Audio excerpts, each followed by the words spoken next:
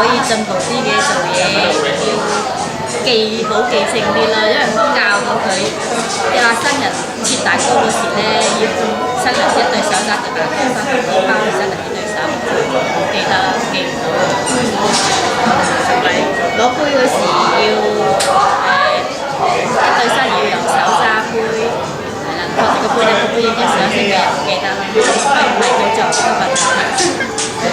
你覺得點啊？今日做到？我覺得都 OK 嘅，比我哋想象中嘅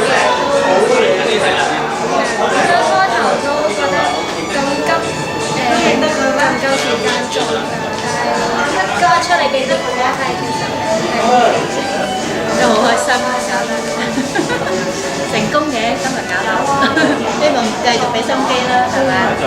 繼續努力啲，做好啲，係嘛？